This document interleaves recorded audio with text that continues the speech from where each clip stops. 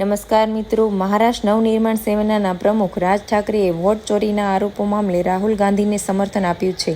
શનિવારે પુણેમાં પક્ષના નેતાઓની બેઠકમાં રાજ ઠાકરેએ દાવો કર્યો છે કે તેમણે 2016 જ ચૂંટણીમાં ગડબડની આશંકા વ્યક્ત કરી હતી.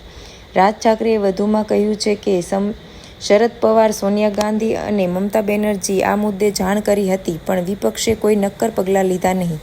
મેં અગાઉ પણ કહ્યું હતું કે લોકસભા ચૂંટણીનો બહિષ્કાર કરો, જેથી આ મુદ્દો દુનિયાભરમાં ચર્ચાનો વિષય બની જાય અને આંતરરાષ્ટ્રીય દળમાં ઊભું થાય, પણ તે સમયે કોઈ મારી વાત ન માન્યું. આજે રાહુલ ગાંધી ફરી આ મુદ્દો ઉઠાવી રહ્યો છે. લોકો જે ઉમેદવારને વોટ નાખે છે તેને જતો નથી.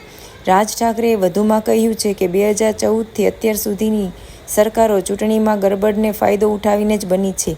મહારાષ્ટ્ર વિધાનસભા ચૂંટણીમાં ભાજપને 132, શિંદેને 56 અને અજિત પવારને 42 બેઠકો મળી. આટલી બહુમતી છતાં જીતનાર પણ ખુશ નહોતા. સમગ્ર મામલો વોટ ચોરીનો જ હતો. ભવિષ્યમાં વોટ ચોરી રોકવા માટે આપણે સતર્ક રહેવું પડશે.